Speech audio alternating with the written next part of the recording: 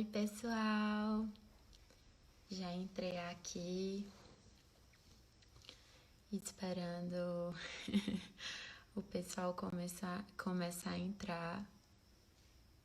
Hoje nós vamos ter a honra de ter uma live extremamente especial com um médico incrível. Se você estava acompanhando as últimas semanas aqui no Instagram da Liga, viu pessoas incríveis que compõem a nossa equipe te convidando para esse momento aqui. E não perde, não sai, fica até o final. Hoje é uma segunda-feira e eu tenho certeza que a sua semana vai começar muito especial, inspirada, alegre. Então a gente vai esperar aí o pessoal entrar. Já vi aqui Dalila, Thales, Yasmin. Oi, gente, boa noite. Sejam bem-vindos a mais uma live da Liga. Rachel, Polly, sejam bem-vindas. Vai ser uma noite muito especial. Tenho certeza que a nossa semana vai começar muito abençoada, muito feliz, muito alegre. Paulo carrega isso com ele, né? Eu vou deixar o pessoal ir entrando, tá bom? Oi, Pedro. Muita gente boa nessa liga, viu, gente? Nessa live da liga. Bia, Tamires, Gabizinha, também nossa ligante. Seja bem-vinda, Gabi. Vocês estão me ouvindo bem, gente? Tá dando pra escutar direitinho? Se alguém puder me dar esse feedback.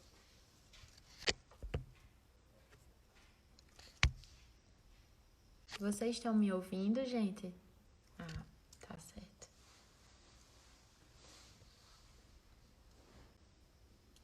Doutor Paulo já conectou aqui com a gente também. O pessoal tá entrando. Sejam bem-vindos, gente. Vai ser uma noite muito especial. Vou fazer o convite aqui, pra gente não perder tempo.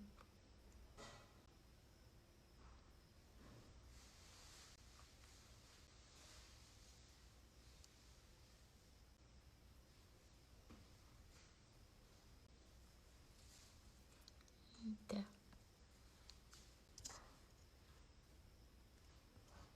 Aqui. Paulo. Doutor Paulo Martins conosco hoje. Pronto. Fiz o convite, doutor Paulo. Já ele aparece com a telinha dividida aqui com a gente. Ele tá conectando.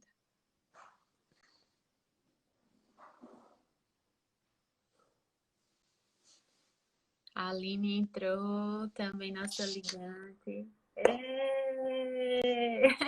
Boa noite. Boa noite, doutor Paulo Martins. Meu Deus, que honra. Foi meu monitor do cursinho, gente. Por isso que eu estou assim, radiante em ter essa oportunidade. Há poucos anos atrás, viu? Vale salientar.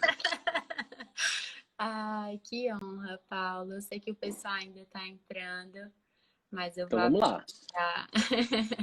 Eu vou Vamos aproveitar aguardando, para pessoal. no início mencionar, gente, que essa live ela vai ficar aqui salva. Eu sei que tiveram pessoas que estavam bem apreensivas. Ah, eu não vou poder estar conectado esse horário, ou eu não vou conseguir acessar o Instagram. Mas não se preocupem que a gente vai resolver esse problema. Que essa live precisa ser mesmo disseminada. Não é à toa que ela vai ser numa segunda-feira, porque a nossa semana vai começar muito especial. Então, não sai. Se você é acadêmico, se você está fazendo cursinho, se você até mesmo já está na residência, eu te dou um conselho de amiga aqui, ó, no dia do amigo. Não sai dessa live, por favor, fica até o fim, porque Dr. Paulo é inspiração, é alegria, é ânimo, é uma inspiração de verdade. Eu sei que você não vai se arrepender. O pessoal tá aí entrando. Eu fico até emocionado aqui, viu? Eu Tá que me tô. escutando direitinho? Ainda dando para escutar bacana? Perfeito. Tá me escutando direitinho também? Tá ótimo. Ótimo. Manu entrou. Manu, que saudade! Ana, sou mãe de um paciente. Fiz questão de assistir a live. Olha aí, doutor Paulo. Pessoal entrando. Hum. Ó, sua amada entrou também. Olha aí, ó, todo mundo conectado. A Arícia, que estava com muita expectativa para essa live. Muita gente. Tá travando um pouquinho. Eu tô travando para você? Você tá me escutando? Tô escutando. Tá travando agora? Deixa eu ver. Tá travando ainda? Alô, o som. Deixa eu ver. Melhorou? Pronto, agora eu tô. Melhorou. Pronto. Manu, você é muito especial, também faz parte da minha caminhada, viu? Depois dessa live eu vou falar com você. Mas, gente, vamos começando, porque eu não quero perder tempo. A gente só tem uma hora Sensacional. aqui e não é justo deixar nem um minutinho escapar. Paulo, ele é graduando aqui da nossa terrinha, da UFCG. O pessoal tá tirando onda com ele porque ele tá chiando, viu, gente? Tem que preservar o nordestinês. Ele também fez residência de neonatologia na USP Ribeirão. Ele está agora no doutorado. Tem uma carga de experiência maravilhosa. Para mim está sendo uma honra, porque a mãe de Paulo foi minha pediatra, gente. Eu tenho foto com ela. E anos depois eu encontrei Paulo no cursinho. Ele foi meu monitor do cursinho. E eu lembro de momentos que eu particularmente estava angustiada. Eu não sabia, sabe, tipo, que caminho trilhar. Eu estava assim, sem acreditar em mim. E muitas vezes Paulo, a alegria dele, o sorrisão dele, era a festa na enfermaria. Então não me surpreendo hoje em dia quando eu vejo um vídeo dele, quando eu vejo algo que ele posta, porque isso é verdade. Quando ele era monitor, ele era do mesmo jeito. Então tenho certeza que aquilo que você acompanha aqui nas redes sociais não é algo falso, não é algo só para te impressionar. Esse é Paulo Martins, esse é Dr. Paulo Martins. A gente da Lanep está extremamente feliz, doutor Paulo, por ter você hoje conosco para contar a sua história e inspirar outras pessoas. E eu queria que você desse um oi para o pessoal que está te assistindo, desse um oi para o pessoal que você já conhece, que não te conhece, está conhecendo hoje. Pode ficar à vontade. Então vamos lá, Rafa, boa noite. Eu estou bastante feliz com o convite, né, na sua representação, em nome da Liga Acadêmica de Neonatologia e Pediatria de Campina Grande, para poder compartilhar esse momento com vocês, né? Eu, apesar de tantos anos já terem se passado desde a época de cursinho, desde a época de monitorias, é uma época que eu tenho um apreço e um apego muito grande devido a tudo que eu passei e ao crescimento, tanto intelectual e moral, principalmente moral, que eu obtive ao longo dessa jornada e dessa batalha. E para mim é uma honra imensa chegar aqui hoje, ter essa conversa com você e poder me apresentar como meu nome é Paulo Martins, eu sou médico formado pela Universidade Federal de Campina Grande, depois de 6 anos bem suados, formado também em pediatria e neonatologia aqui na USP de Ribeirão. E quando a gente vai analisar um pouco dessa trajetória, já se vão 13 anos, contando desde a época de cursinho, desde a época de graduação e as duas residências. E agora, com 31 anos, foi que finalmente eu coloquei os pés no mercado de trabalho, bati no peito e digo, agora eu vou colocar em prática tudo aquilo que eu aprendi ao longo desses últimos 13 anos, né? E para mim é de uma alegria muito grande.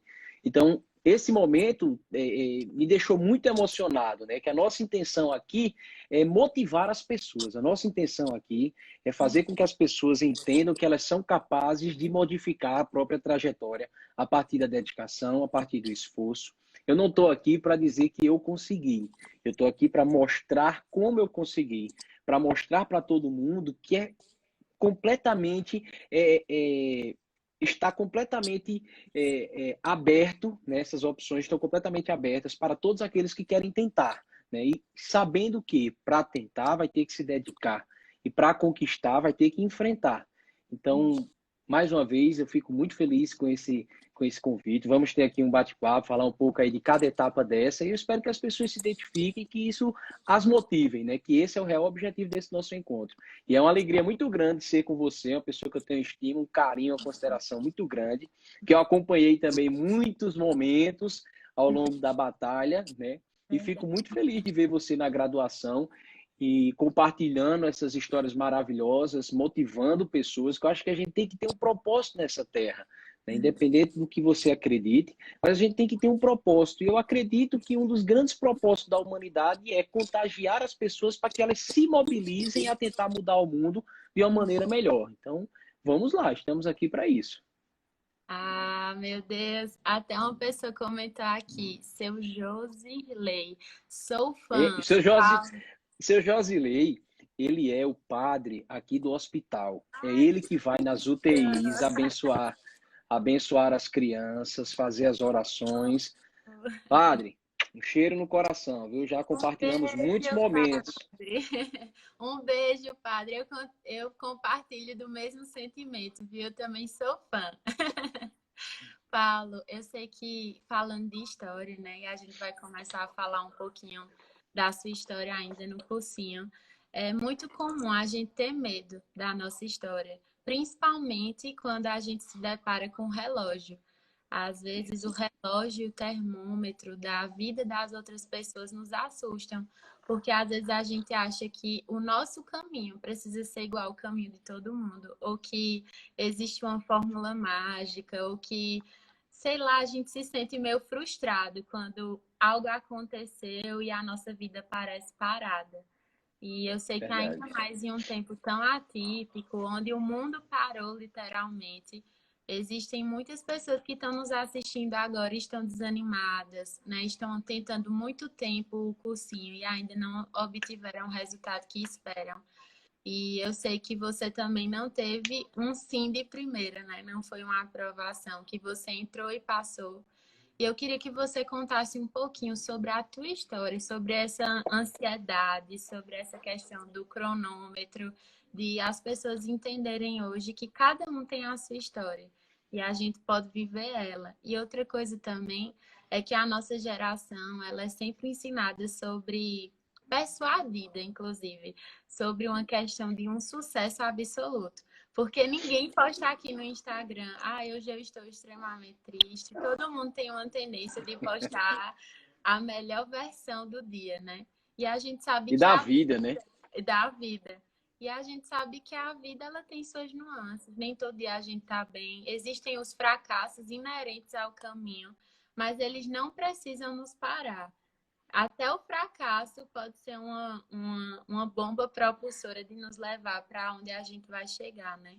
Mas tem uma frase que eu gosto muito, que é: Perfeito. se você não sabe para onde você vai, qualquer caminho serve. Então, saber para onde está indo sem se comparar com as outras pessoas. Com os Eu queria que outros. você compartilhasse um pouquinho dessa sua fase do cursinho. Como foi que a medicina surgiu na sua vida? Como você lidou com os fracassos?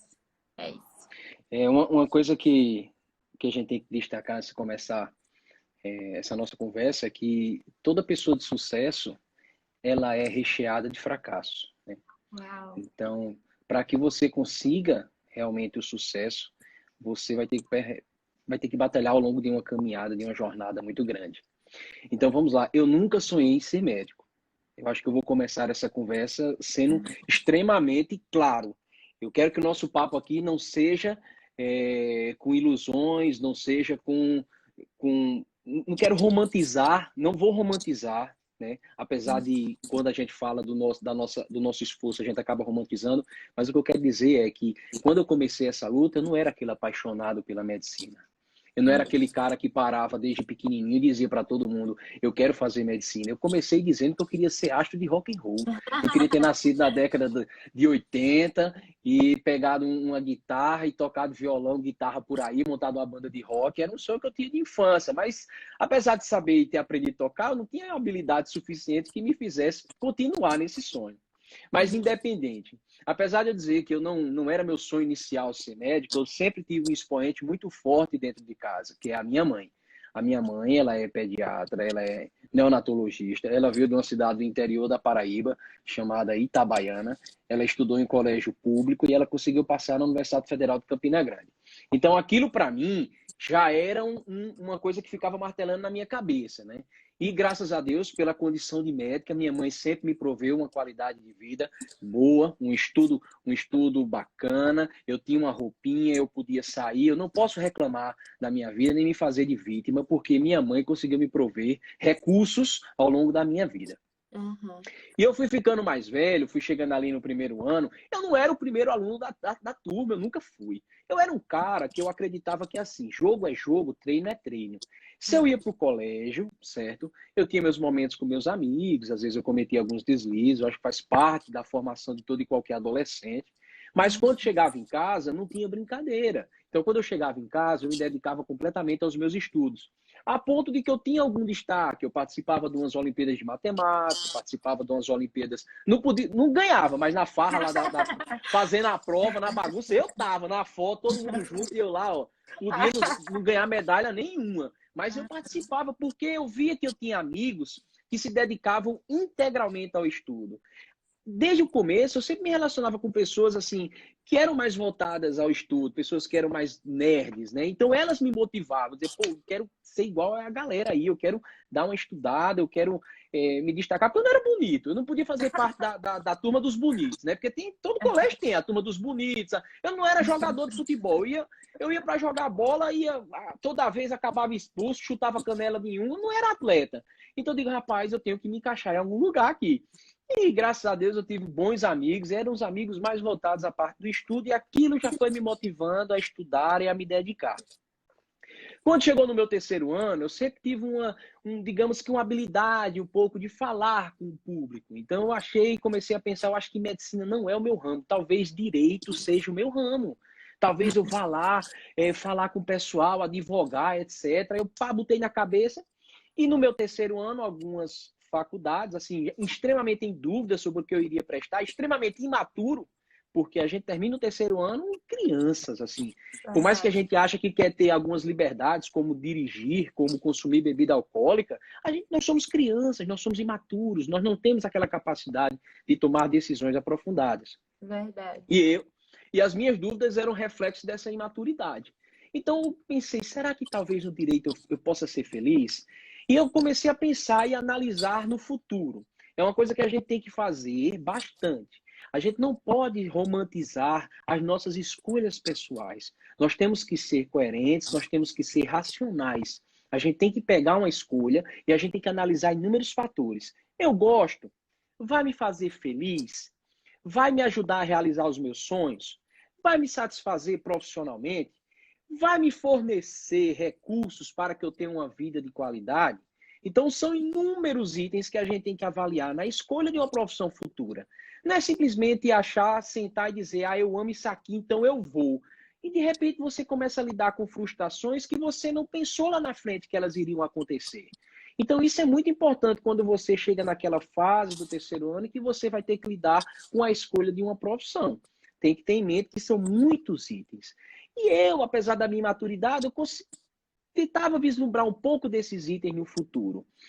E eu, quando fui fechando o terceiro ano, eu fui me aproximando mais do direito, e todo adolescente, ele é um pouco insuportável ali na época dos 15, 16, 17 anos.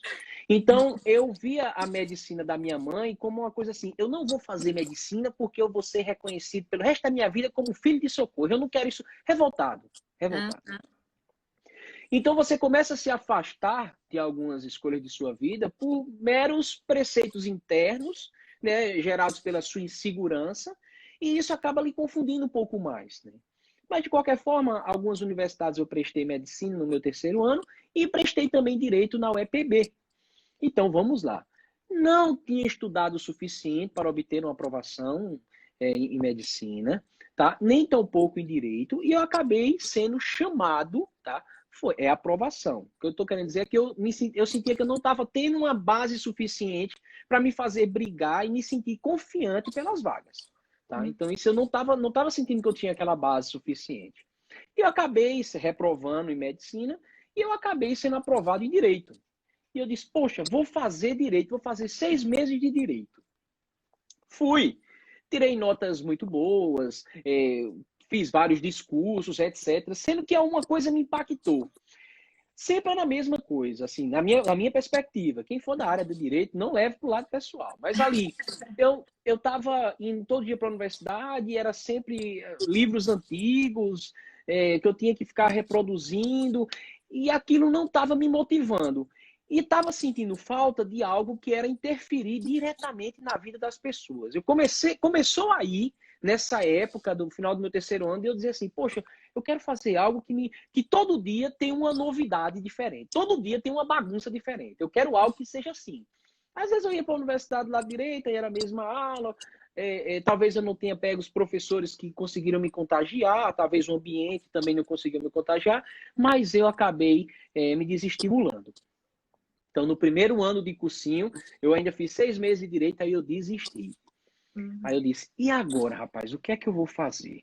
Aí eu comecei a analisar a medicina, retirei um pouco dessa minha implicância de dizer, não vou fazer medicina por causa da minha mãe, não sei o quê, porque vão dizer que eu estou fazendo só por causa dela. E eu parei e comecei a analisar a medicina numa visão mais ampla. A medicina no seu dia a dia, no seu relacionamento interpessoal com os profissionais, com os pacientes. E eu comecei a enxergar na medicina uma realização que eu buscava para a minha vida, que era o quê? Interferir diretamente na vida das pessoas. Tá me escutando direitinho? Sim. Então isso começou a me motivar. Então eu digo, poxa, então eu acho que talvez esse seja o caminho. Eu não tinha aquela paixão de ser médico em si. Eu queria interferir na vida das pessoas e sentir que eu iria passar uma mensagem ali positiva, um tratamento, eu iria ter uma resposta imediata. E eu comecei a enxergar a medicina com outros olhos. E aí, primeiro ano de cursinho, vamos lá tentar a medicina. Mas como eu estava no meio de tantas dúvidas, eu nem consegui fazer direito, e quando chegou o meu do ano, não consegui estudar o que eu queria para o cursinho, bomba de novo. Então, mais um ano de cursinho, acabei reprovando. Vamos para o segundo ano de cursinho. Agora vai. Comecei o ano numa expectativa muito grande de que vai dar certo, de que vou me dedicar. Eu estou sentindo no meu coração que talvez esse seja o caminho. E aí o primeiro ano de cursinho é difícil, mas olha, o segundo ano de cursinho, aí começa já aquela coisa. O que é que você está fazendo? Eu disse, cursinho. Tu ainda está no cursinho? O que é que você está fazendo? Estou estudando. Mas tu só estuda? Rapaz, só estudo o quê, cara? É uma coisa que as pessoas não entendem. Eu me dedicava integralmente. Então era de 7 da manhã às 8 da noite, uma dedicação integral, mas eu ainda me encontrava disperso. Eu ainda não tinha encontrado aquela motivação real, aquela motivação concreta para que me fizesse dedicar de corpo e alma no meu propósito, né? Mas, de qualquer forma, eu fui no cursinho, fui me dedicando.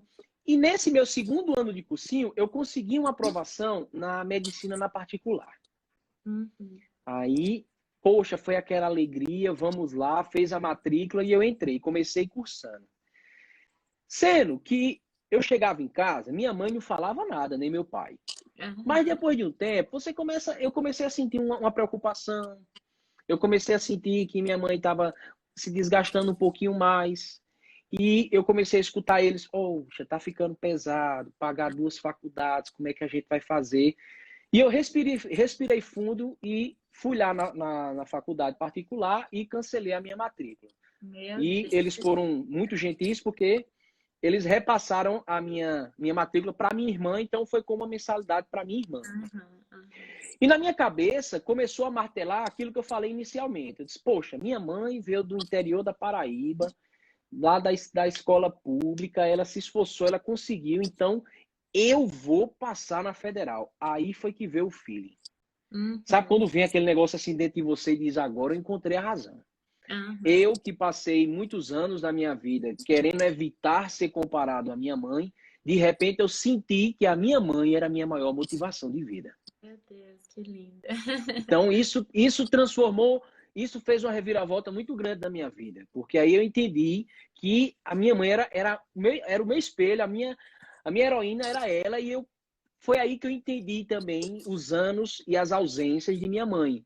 É muito difícil você ser filho de médico, porque você tem que lidar com muitas ausências e que acabam machucando no seu coração, tá? Mas em contrapartida, eu fui criado pela minha avó e, nossa, é um amor inacreditável.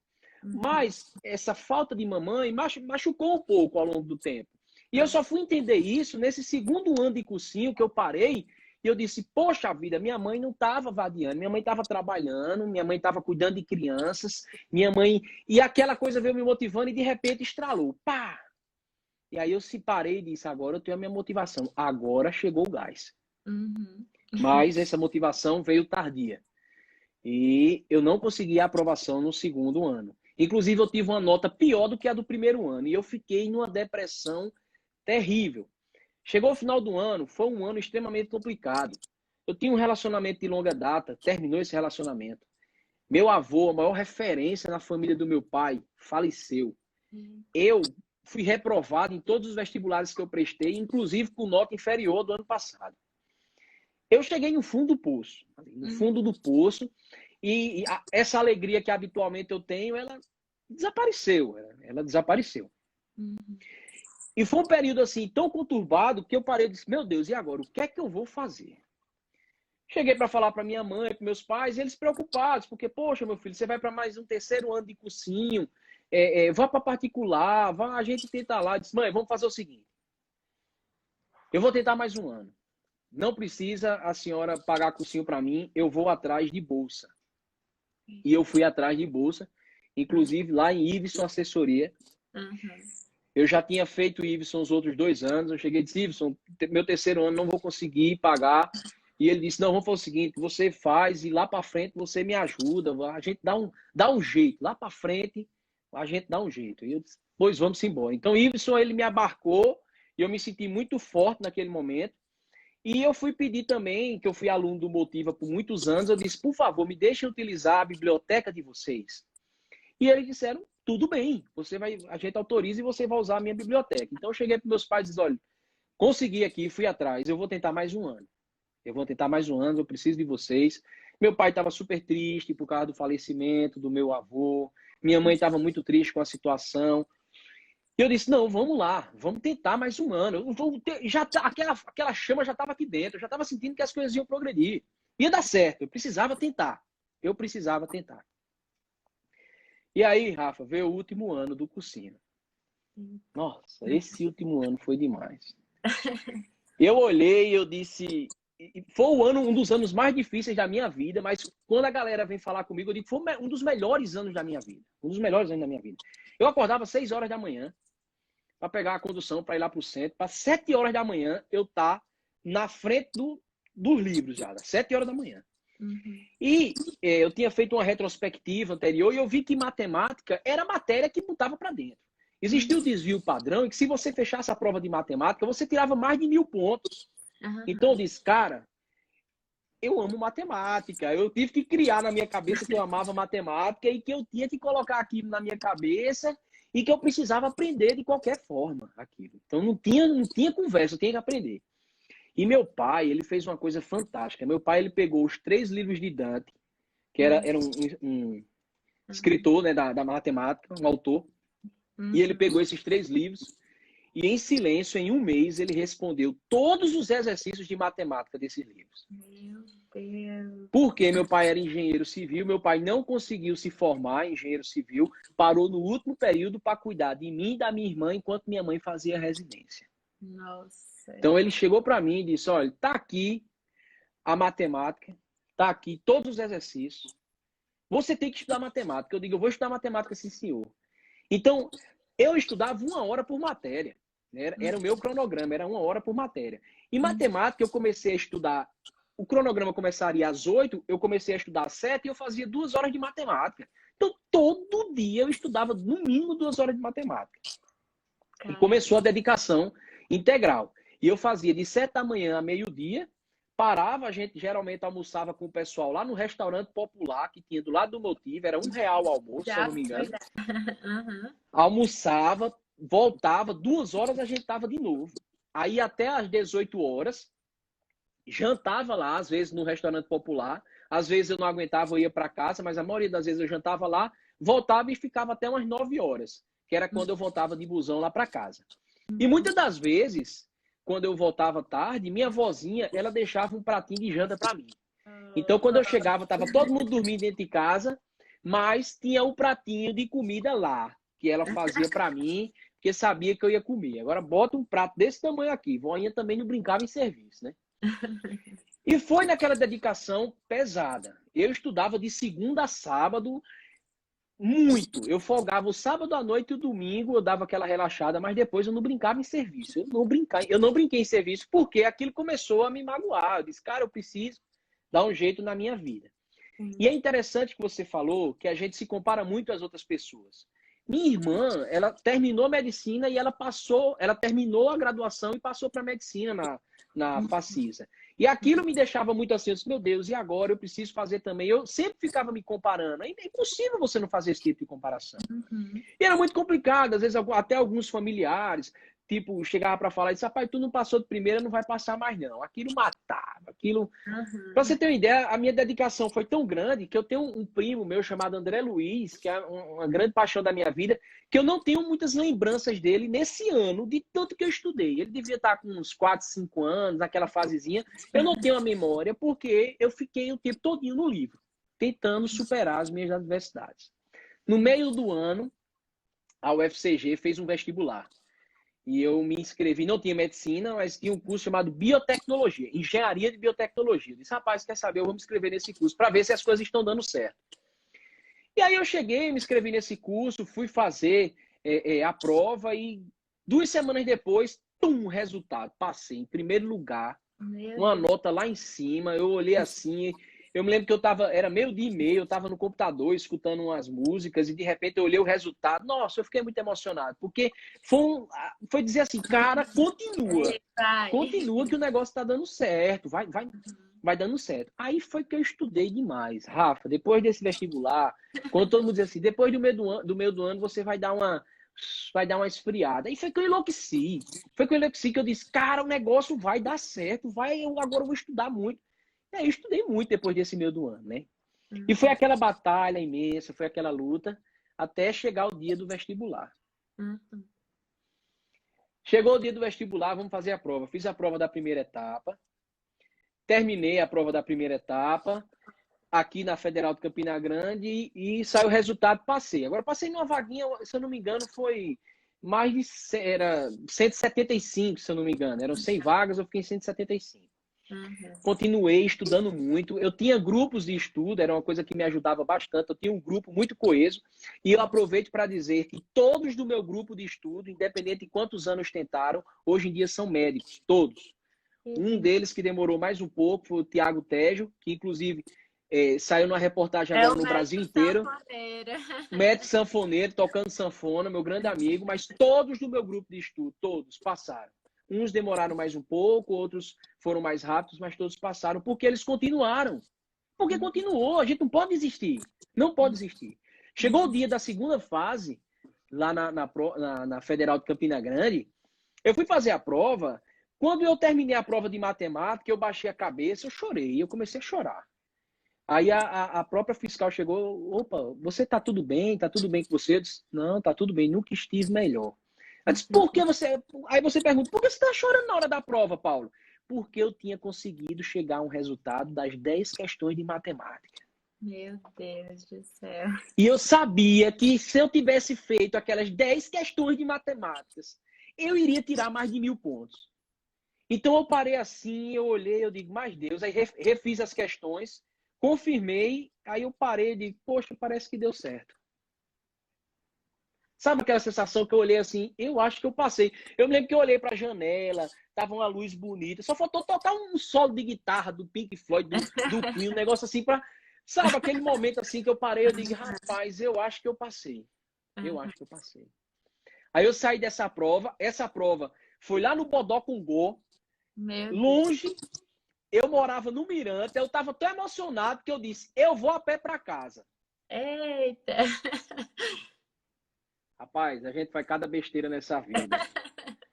Rapaz, não existe não. Dá uns 12 quilômetros de Bodocongó, lá para onde eu morava, lá no Mirante. 12 quilômetros, debaixo do sol, de 2 horas da tarde.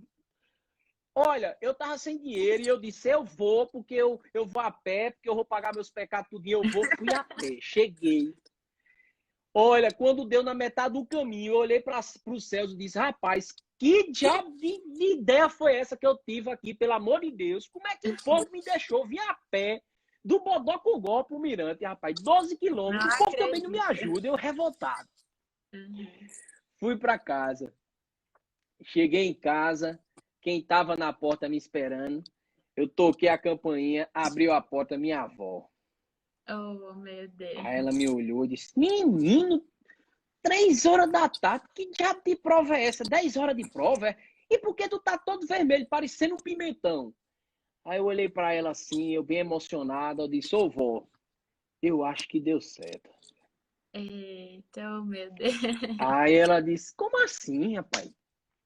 Como assim deu certo, meu filho? Disse, depois a gente vê. Vamos embora, que eu acho que acabou. Eu acho que acabou.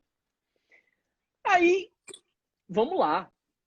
Vamos aguardar o resultado. A gente foi passar umas temporadas em família. E eu, se eu não me engano, era 10 de janeiro de 2010. 10 de janeiro de 2010. Disseram, vai sair o resultado da prova da UFCG. Eu disse, rapaz, e agora, hein? É hoje. Eu disse, hoje. Eu disse, eu sem computador, naquela época não tinha internet no celular, liso. Aí eu disse, rapaz, eu vou pegar um mototáxi, eu vou procurar uma lan house aqui e vou acessar. Eu peguei, eu disse, vovó, tava só eu e vó lá, já tava em João Pessoa, eu disse, vovó, eu vou aqui ver se eu acho aqui uma lan house e ver se eu acho o resultado. Aí eu peguei, achei uma lan house.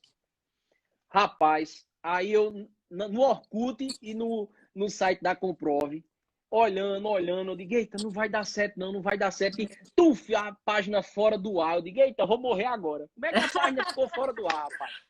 É possível um negócio desse. Logo hoje, a página tá fora do ar. Vocês querem me matar, rapaz? Aí, de repente, uma barrinha de notificação do Orkut subiu assim. Tum, parabéns, Paulo. Meu Deus, que nervoso. Aí eu olhei assim para aquela barrinha do Orkut, subiu, parabéns, Paulo, e de repente outros, parabéns, Paulão, poxa, Paulão, valeu, Paulão, eita, Paulão, arrebentou. Aí começou aquele negócio, eu disse, rapaz, passei. Aí você faz tanta coisa assim antes, quando eu passar no vestibular, eu vou dar um grito, vou dar um murro no primeiro que aparecer, eu vou sair correndo nu no meio da rua. Você não faz nada, eu fiquei lá em choque, parado, em choque, o povo, parabéns, eu digo. Aí a primeira coisa que eu falei, eu disse, vou ligar para minha mãe. Oh. Aí eu peguei o telefone, saí da lan house, e eu me calado assim, eu estava em choque, assim, parado, em choque. Aí eu liguei pro meu pai, eu disse, pai, aí liga meu filho. Eu disse, seu pai, eu nunca mais vou precisar fazer cursinho. Eita. Aí ele disse, por que, meu filho? O que foi que houve? Rapaz, saiu o resultado agora e eu passei. Olha, ele se calou no telefone e foi um silêncio, sabe aquele silêncio assim, que eu acho que eu não sei o que passou na cabeça dele, foi aquele silêncio. E ele ficou calado, eu fiquei calado também. Aí depois de, eu acho que foi uns 2, 3 minutos de relógio mesmo, ele disse, parabéns, meu filho. Você já falou com sua mãe? Oh. Aí eu disse, não, eu quero falar com ela agora. Tá bom, vou transferir para ela, que ela saiu um paciente, ela tá sozinha no consultório. Aí ele transferiu para ela, né? Transferiu para a avó, para a manhã. Ela disse, mãe, ele disse, diga, meu filho. Eu disse, mãe, rapaz, acabou, rapaz. Passei no vestibular na Federal de Campina Grande. Aí ele só escuta ela do outro lado. O idioma que eu não fazia ideia do que ela estava falando. E eu disse, não, tenha calma, não sei o que. Aí tu desligou a ligação. Aí desligou um pouquinho e eu fui ver o que é que tinha acontecido, etc. Depois que eu fui saber que minha mãe passou mal, teve que ir para Santa Clara, ser medicada lá na Santa Clara. De tão emocionada que ela ficou, ela teve que ir para o hospital. Eu só fui saber depois disso, né? E aí, quando eu fui chegar, rapaz, que eu fui checar o meu resultado, realmente, pá! tinha fechado matemática, tinha feito 1.090 pontos em matemática. Caramba! Aí eu disse, poxa, valeu, Deus, eu sabia que eu ia passar. Vamos olhar o resultado do restante aqui. Aí, tim, em redação eu tirei. Meu Deus, Paulo! Eu acho que... Eu pensei que eu disse assim, Deus estava analisando assim, aí olhou, aí disse, rapaz, esse aqui sofreu demais. Não, deixa ele... Dá um aí, dá um na redação, pode dar. Aí, deu um na redação. Eu fiquei olhando, eu disse, meu Deus, passei. É porque eu tinha que passar mesmo, deu um na redação. Voltei para casa. Quando eu voltei para casa, que eu tô passando ali, chegando em Intermares, lá em João Pessoa, aí tá a voinha, rapaz, passando no meio da rua. Eu parei, eu disse, vó, rapaz, que danada é isso? Tá fazendo o que aí no meio da rua? Aí ela disse, meu filho, disseram que o seu resultado ia sair agora. Eu fui atrás de uma lan house para ver o resultado, se você tinha passado. Meu Deus. Ô, voinha. Aí eu disse, ô vó, entra aqui no carro. Porque se a outra já tinha passado mal em Campina Grande, eu não ia passar minha avó, nem ia deixar pra minha avó passar mal no meio da rua, né? Uhum. Aí eu disse, entra aqui no carro, vamos lá pro apartamento. Aí eu cheguei lá no apartamento, a gente subiu. Aí ele disse, e aí, meu filho, você olhou o resultado? Eu disse, vó, passei. Eita, aí quando eu tava ali com ela, que eu falei, eu passei, aí eu desmontei, né? Foi aquele choro assim. É um choro, Rafa, que eu acho que todo ser humano na vida precisa passar por uma sensação dessa. Não digo que é Uhum. passar em medicina. Eu digo que é a sensação de você lutar com unhas e dentes por aquele objetivo. Lutar de corpo e alma por aquilo e você conseguir. Essa sensação que eu queria que todo mundo na face da Terra é que nem Extraordinário. Não sei se você leu o livro ou viu o filme. Sim, Que no vi. Extraordinário ele fala assim, que todo mundo deveria ser aplaudido uma vez na vida. Eu acho que é mais ou menos essa sensação. Todo mundo deveria passar por algo assim, de você batalhar muito, abdicar e você conseguir, porque é um choro gostoso demais. Até hoje, eu tô todo arrepiado aqui. Até hoje, quando eu lembro, eu fico muito emocionado mesmo.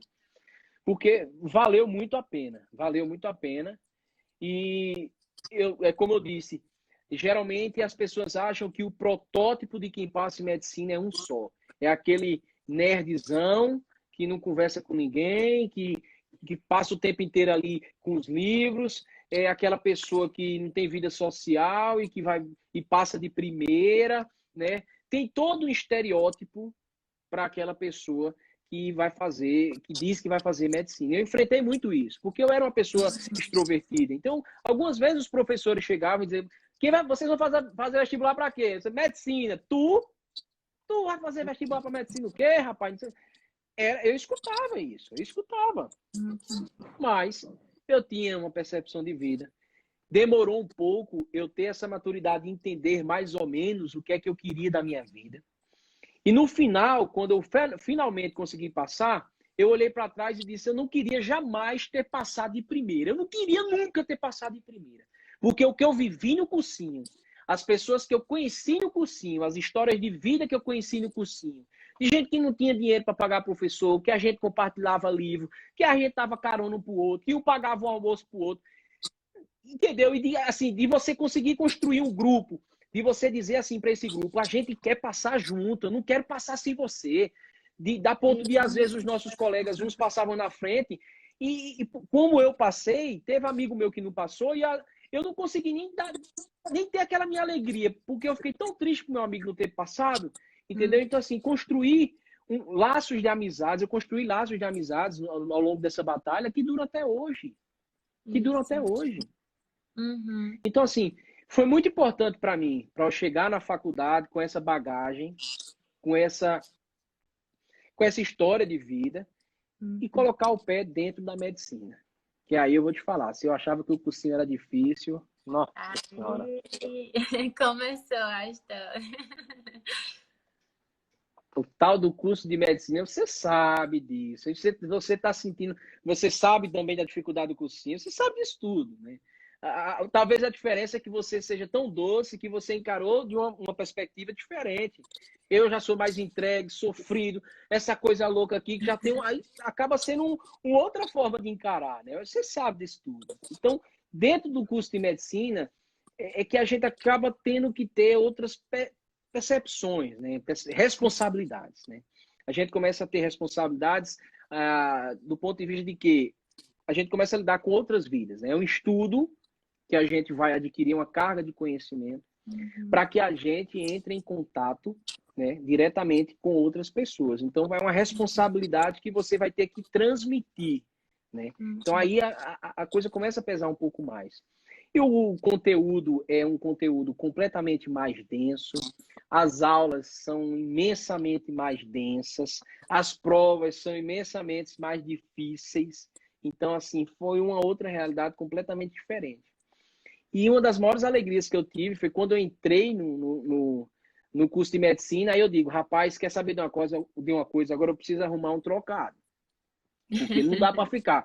Minha mãe, amarrada que só ela, não dá para ficar a vida todinha, né? Dependendo de mãe. Então eu preciso agora me ir com as minhas próprias pernas. Então eu peguei o meu instrumento, que era o meu instrumento violão, etc. E comecei a tocar nos barzinhos aí de Campina Grande, montar a banda.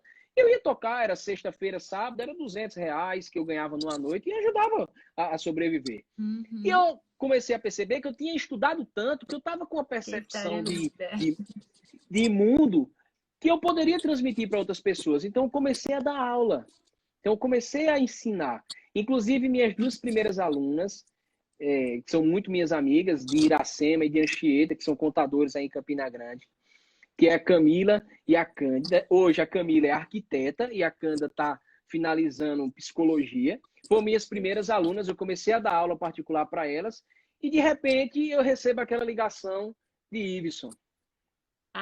Ei, cara, chega para cá, vamos participar aqui comigo do cursinho, vamos compartilhar aqui com outras pessoas. E eu aceitei na hora, eu fui de corpo e alma e foram 6 anos dentro do cursinho. Eu tive a oportunidade tive convite de outros cursinhos, né, que me chamaram para receber até 2, 3, 4, 5 vezes mais, mas eu tinha um amor, uma consideração, um respeito tão grande por esse cara chamado Iveson, que eu não aceitei e continuei Iveson do começo até o fim, que foi uma grande realização pessoal para mim, que foi onde eu descobri uma outra grande paixão da minha vida, que é ensinar. Foi aí onde nasceu em mim essa vontade imensa de compartilhar, né, coisas, de ajudar o próximo. Então, foi daí que veio justamente esse meu gosto por ensinar. E foram 6 anos, né? E a graduação não foi fácil. E chegou o final, que era escolher a especialidade. Nossa! Mas, Paulo, antes de você começar a falar da especialidade, a nossa live tá com um tempinho curto, a gente vai abrir uma live 2, certo? E só uma Até coisa, você... antes de a gente fechar essa, uma coisa que você falou, sabe, Paulo, que eu achei tão legal, porque Dr. Alisson, que é neuro, ele mandou uma mensagem assim: Feliz dia do amigo, meu amigo, para você. E você falando sobre o caminho, sobre as pessoas que tiveram junto de você, né? E tem uma analogia que eu amo, porque às vezes as pessoas acham que o estrelismo é o que é maravilhoso.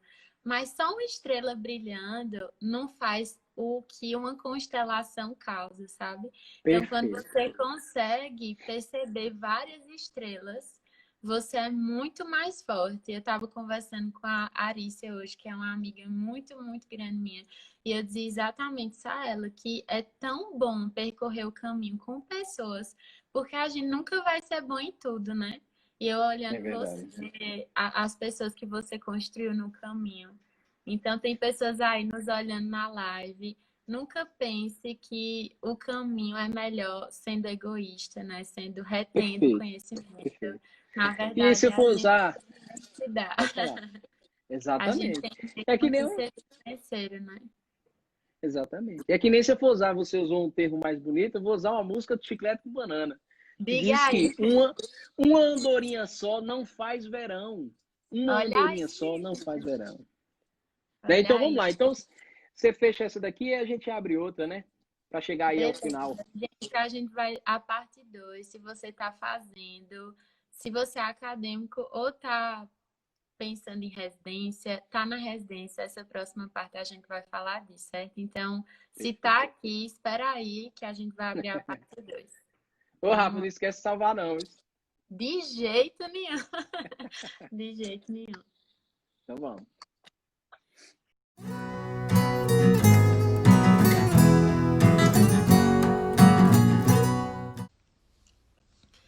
Oi, gente, vamos para a parte 2 com o Dr. Paulo Martins. A primeira parte foi maravilhosa.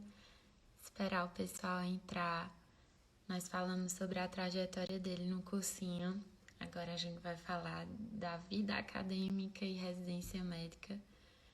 Então, quem estava conectado na outra, bem-vindo de novo. Quem está chegando agora, seja bem-vindo também. Boa noite. Parte 2. Muito bom. Gente, vocês estão ouvindo direitinho? Tá tudo certo aí? Só para confirmar. Esperar o Dr. Paulo entrar novamente.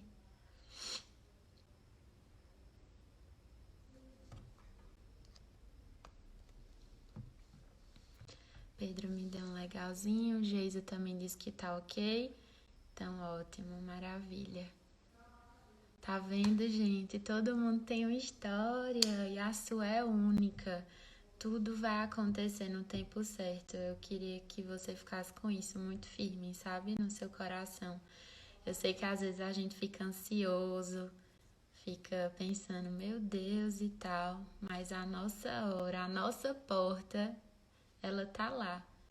E Deus sempre vai dar um jeitinho de nos colocar na hora certa. Então, se você começou a semana meio triste, se você começou a semana meio desanimado, né? Seja na perspectiva de estudo para o cursinho ou até em questão do seu curso, eu quero te lembrar nessa semana, sabe? A resgatar motivos para você sorrir, resgatar motivos para você lembrar que Deus não perdeu o controle da sua história. Vê o que Paulo disse, ele tirou uma nota extraordinária em matemática, ele tirou na redação, mas isso não impediu ele de cursar medicina. Às vezes a gente acha que vai ser por um caminho, mas Deus sempre tem um caminho lindo. Então, fica firme. Essa é uma semana incrível e a gente tá tendo a oportunidade de já começar bem inspirado. Deixa eu falar aqui com o Dr. Paulo, ver se ele já entrou.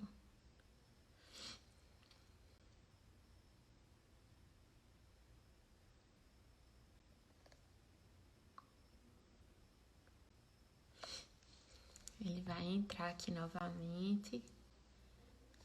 Acho que tá tomando uma aguinha, que a gente tá conversando bastante.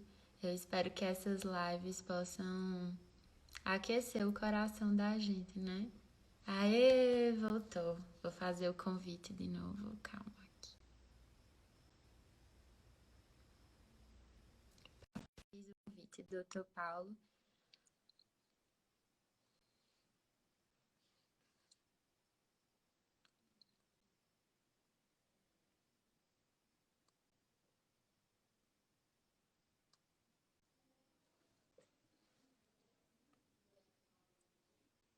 Acho que tá conectando. Pronto, ele tá entrando, gente. Pra nossa parte 2. O pessoal tá voltando também.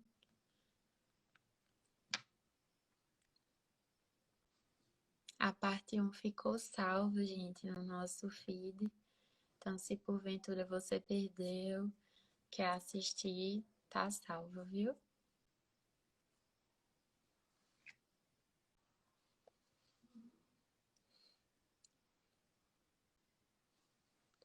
Deixa eu ver se tá certo.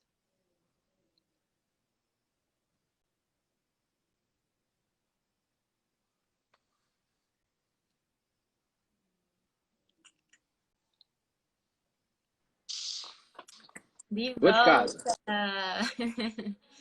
Estamos agora na De parte 2. volta. A parte um ficou salva no feed daqui da Lanese. Quem perdeu, gente, corre lá quando acabar para você ouvir tudo, ouvir essa história incrível que eu tive a oportunidade de ouvir na sala do cursinho.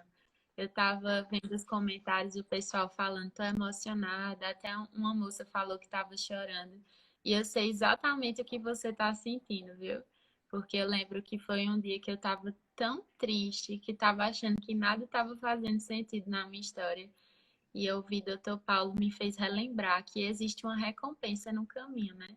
Às vezes parece que tudo é sobre o destino, mas na viagem está acontecendo alguma coisa extraordinária. E Paulo, muito obrigado por nos inspirar. Eu tô assim, radiante. E eu queria que você falasse, Paulo, antes até de entrar no contexto da residência, que você só mencionasse um pouquinho sobre a faculdade, um conselho que você daria para a gente, né, que está nessa fase como acadêmico, que está nessa fase de faculdade mesmo, coisas que você fez, que você percebeu que Rafa, fez travou para mim diferença aqui. depois de você ter saído dela. Não consegui captar a sua mensagem. Tá, pera. Deixa eu ver se volta. Voltou? Tá ouvindo agora? Voltou. Pode falar agora. Pode falar. Pronto. Eu perguntei, Paulo, sobre o que fez antes de você falar da residência, de forma assim, de conselhos para a gente que está nessa fase da vida acadêmica. O que foi que fez diferença para você? Coisas que você viveu durante essa fase da faculdade, que você, se você voltasse atrás, você diria, eu faria de novo, sabe? Travou de novo, deu para entender? Falhou um pouquinho, mas deixa eu ver se eu compreendi. Você quer que eu fale um pouco assim, conselhos para lidar com a graduação de medicina, assim, né? Mais ou menos foi isso que você falou? Isso, isso. Antes de falar da residência, falar como foi a tua experiência como acadêmico. O que fez diferença enquanto acadêmico. Certo. Tá. Eu não sei, mas aqui acabou que deu uma travada tão grande. Não sei por quê. Quer, quer voltar de novo essa janela? Ou não? Quer reiniciar de novo, Paulo, para tentar melhorar a conexão? Agora, pronto. Agora eu tô te escutando tranquila. Beleza. Pronto. Pode falar, fica à Certo. vontade. Tá. Repete novamente aí pro pessoal, que eu acho que travou para todo mundo a pergunta. Eu perguntei, antes de você falar especificamente sobre a residência médica, sobre a escolha de pediatria e tudo mais, que todo mundo quer saber, eu queria que você desse conselhos para a gente que está ainda na faculdade, como acadêmico interno, coisas que pessoalmente para você fez a diferença nesse Ó, contexto de faculdade. uma coisa que atualmente eu sou concursado na maternidade daqui do Hospital das Clínicas, que é convencionado ao Hospital das Clínicas, então a gente recebe muitos alunos lá, né? Principalmente o pessoal da parte do internato de pediatria, e a gente acaba convivendo com eles. E uma coisa assim, tendo passado como interno e hoje como preceptor, uma coisa que eu acho que é a chave de um internato bem feito é a iniciativa. Eu acho que ter iniciativa é a chave do sucesso para ser um bom interno, né, que vai te fazer galgar maiores objetivos. O interno, ele com iniciativa, ele se destaca bastante, né, no ambiente que ele está presente. Então, assim, quando eu olho na minha jornada, que eu olho um pouco assim de como eu fui como aluno e como interno, eu tinha uma premissa assim de que eu tinha que ajudar o tempo inteiro. Então, preguiça para mim era uma coisa que não existia. Para você ter uma ideia, eu fazia parte da Liga de Neurocirurgia, fazia parte da Liga de Cirurgia Vascular e fazia parte da Liga de Clínica Médica, que dava plantão na UPA. Então, assim, eu tinha plantão, 2, 3 plantões por semana. Então, assim, eu tinha uma carga prática muito grande. Então, Eu tinha que ter iniciativa, eu tinha uma vontade muito grande de aprender, de botar a mão na massa, de ir para cima, para ver o que é que está acontecendo. Então, hoje em dia, às vezes eu tenho uma certa percepção, não sei, eu não gosto de pediatria, então eu não vou tocar no paciente, eu não vou tomar iniciativa de chegar numa sala de parto, verificar os equipamentos, discutir uma reanimação neonatal com o preceptor, porque eu não gosto. Uma diferença na minha vida é que tudo que eu ia fazer, isso não é demagogia, não estou querendo dizer que eu sou melhor do que ninguém, não. Eu só estou querendo dizer que eu ia fazer as coisas e eu gostava daquilo. Então, quando eu ia rodar GO, eu pensei, meu Deus, vou fazer GO, estou apaixonado por GO. Fui rodar cirurgia, poxa vida, gostei de cirurgia, eu vou fazer cirurgia. Eu me entregava de corpo e alma. Quem foi interno comigo sabe disso. Às vezes a gente acaba até se desgastando um pouco com alguns outros colegas que não têm a mesma percepção, que não tem iniciativa para fazer nada, que a gente vai dividir trabalho, acaba se escondendo. Então, hoje em dia, na parte até profissional, a gente lembra daquelas pessoas que tinham essa postura. Então, você acaba ficando marcado ao longo da sua vida por uma postura que você tinha lá de muito tempo atrás. Então, quando eu falo para os internos atualmente, ontem eu dei plantão à noite, eu conversei com a interna que estava comigo, eu disse, olha, tem iniciativa. Se você vai recepcionar um recém-nascido, procure saber o quadro clínico da mãe, vai entrar dentro da sala, vai checar o equipamento. Quando você chega no lugar, se apresente. O pessoal costuma chegar no canto, ficar calado, parado. Opa, bom dia, pessoal. Meu nome é Paulo, eu sou interno de medicina, estou aqui para rodar na pediatria. Cria esse hábito de você mostrar o seu cartão de visitas. Então, a gente tem que mostrar o cartão de visita, tem que mostrar para o que veio. Eu posso ter milhões de defeitos, milhões. Mas se você olhar para trás na minha graduação, eu não vou ter nenhum defeito. O pessoal dizer assim, pô, esse cara aí, ele enrolava para fazer as coisas. Ou esse cara aí, ele ia dormir, deixava os amigos dele aqui a noite todinha trabalhando. Não. Até porque era muito gostoso você dividir com outra pessoa um plantão noturno. Era muito gostoso você dividir com uma pessoa que você ia fazer uma cirurgia, fazer uma sutura pela primeira vez. Quando você divide isso, é muito bom. Isso é uma coisa assim maravilhosa. Então, quando você tem essa iniciativa, você acaba tendo outras oportunidades. Então, a partir do momento que eu ficava, poxa, eu tenho que ir, eu tenho que ir. Eu não sei como está hoje aí a situação na Paraíba, mas eu ia com meu amigo, um dos meus amigos, Andiri, que inclusive é dono do cursinho aí da Prova Med, a gente ia para o hospital de trauma, ia naquelas cirurgias, chegava para o ortopedista, eu posso acompanhar a cirurgia com você? Aí o cara, pode, entra aí, pô, entra aí. Aí lá ia eu e Andiri, sem saber nem o que, é que a gente estava fazendo direito, mas estava lá, olhando, tal, tentando captar, tentando aprender. Então, isso é uma dica que eu dou, assim, para todo interno que eu vejo. Tenha iniciativa, faça valer a sua estadia, não seja um Zé Ninguém. Não, simplesmente não fique lá olhando da vida passar. Não veja a vida passar. Faça parte da vida. Faça parte da vida. E quando você tem iniciativa, você ajuda mais pessoas. Quando a gente ia rodar lá no trauma, ia na enfermaria de ortopedia, que chegava eu e meus colegas, a gente ia avaliar todos os pacientes.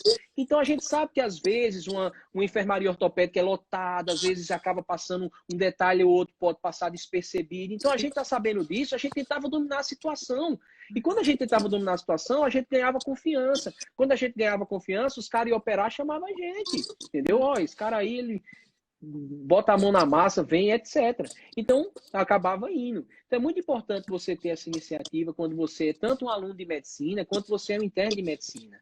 Porque assim você vai conquistar projetos como Probex, PET, PIBIC, PIVIC, esses projetos científicos, né? E você vai conseguir a confiança das pessoas que estão ao seu redor. E não deixe de aproveitar. A graduação ela é muito gostosa, porque é um crescimento que você tem com outras pessoas, né? É muito gostoso. Talvez uma coisa que eu faria diferença hoje, eu teria sido um pouco menos reativo. Às vezes a gente tem um senso de justiça muito grande, a gente quer tomar iniciativa demais, então a gente acha, pô, você está fazendo isso errado, isso aqui está errado, e você acaba se atritando com as outras pessoas e você vê que não mudou o desfecho, entendeu? Você não conseguiu obter nenhum resultado positivo daquela postura um pouco mais intempestiva que você teve. Talvez eu teria evitado discussões em grupo de WhatsApp, discussões com outros colegas, eu teria ficado um pouquinho mais na minha. São alguns conselhos que eu passo para o pessoal. Seja reservado, fale quando você tem que falar, mas mostre o seu cartão de visita, tome iniciativa quando você vai lidar com um paciente, como você vai estar rodando no serviço, tenta evitar confusão, Tente ser cordial na hora que você estiver argumentando com seus colegas, até porque são 60, 70, 80 cabeças pensantes ao mesmo tempo, e isso uma hora ou outra vai gerar atrito, é natural esse atrito, mas que no final só fica saudade. No final a gente olha para trás e só fica saudade. Então, os dois pontos positivos que eu destaco aqui para você interno que está prestando atenção aqui na gente é: tome iniciativa, tá certo? Seja proativo, mostre o seu cartão de visita. E o outro ponto, que seria mais um ponto negativo, é evite discussões complexas, evite perpetuar coisa que você sabe que não vai chegar a canto nenhum, discussões em grupo de WhatsApp, que hoje em dia tem demais, todo mundo quer brigar no grupo. Evite, evite. Evita, é somente evitar. Saiba você, às vezes a gente tem que saber se calar. Meu pai sempre me ensinou nisso, porque eu sempre tive dificuldade. Esse meu jeitão extrovertido, esse meu jeitão, às vezes já me trouxe algumas dores de cabeça. Mas a vida vai ensinando que você tem que aprender o momento certo de você falar. E às vezes o silêncio é a melhor resposta que você tem no momento. Então você simplesmente se retirar de cena, às vezes é a melhor coisa que você pode fazer. Então você tendo essas duas premissas na sua cabeça, da iniciativa e de você evitar as confusões desnecessárias, tenho certeza que isso vai alavancar a tua jornada como acadêmico, como interno. Porque o restante vai estar tudo muito associado. A iniciativa, a participar dos projetos, participar das ligas, a você conseguir procedimentos, a você ter um bom relacionamento e evitar as confusões, você ser conhecido como apaziguador, uma pessoa do bem, uma pessoa que as pessoas fazem questão de estar perto de você, de estar junto com você. Então, você aliando essas duas vertentes, você vai viver melhor. Agora, é difícil, às vezes, você está com 24, 25 anos, com toda aquela cabeça a 1000 por hora, querendo resolver tudo da forma que você acha que tem que resolver. Às vezes o trem sai do trilho e é difícil a gente conseguir retornar. Verdade. Paulo, e a pediatria? Como foi que chegou a pediatria na sua vida? Eu sei Como que foi que tem um chegou? viés muito grande, né, da mamãe. Muito Mas assim, grande. como é a sua história? Ter saído de Campina Grande, né? Ter deixado a terrinha, o cuscuz, o Ah, forró. não falo não. Então, assim como medicina, vou começar outra jornada aqui. Assim como medicina, pediatria não era uma paixão. Eu tive uma dificuldade muito grande. Tudo que eu ia rodar, eu gostava. Eu gostava de GO, gostava de cirurgia, eu gostava de anestesia. Tudo que eu ia fazer estágio, eu me apaixonava. E no final eu sofri muito, porque eu não consegui ter aquele direcionamento do que eu deveria fazer. E foi muito difícil para mim tomar uma iniciativa e pensar no que é que eu poderia fazer. Quando chegou a hora, eu participei de muitas ligas, então eu tive uma prática médica boa. E eu participei de tantas ligas cirúrgicas, da neurocirurgia, com o doutor Daniel Din, doutor Alexandre Marinho, que chegou um momento que eu parei e eu digo, rapaz, não é isso que eu quero fazer pro resto da minha vida. Eu pratiquei tanto aquilo que eu cheguei e eu disse, eu não tenho um amor suficiente que me faça permanecer concentrado durante horas, né, realizando um procedimento. Quando foi chegando no final, que eu ia auxiliar algumas cirurgias, eu já me mostrava um pouco cansado, parece que eu não estava conseguindo ter a assimilação de conteúdo que eu gostaria que eu tivesse tido, e aí eu comecei a ver, caramba, então eu não tenho aquela paixão, não é uma coisa assim, começou a chegar ao final do estágio, e dos plantões da liga, eu acordava e dizia assim, poxa, lá vou eu para mais um plantão, não estou aguentando mais. Então aí ligou o alerta, eu liguei, pá, então quer dizer que talvez isso aí não seja o que você quer para sua vida. Isso aí não é o que você quer para sua vida. E aí eu já comecei a tirar o pé do acelerador da cirurgia.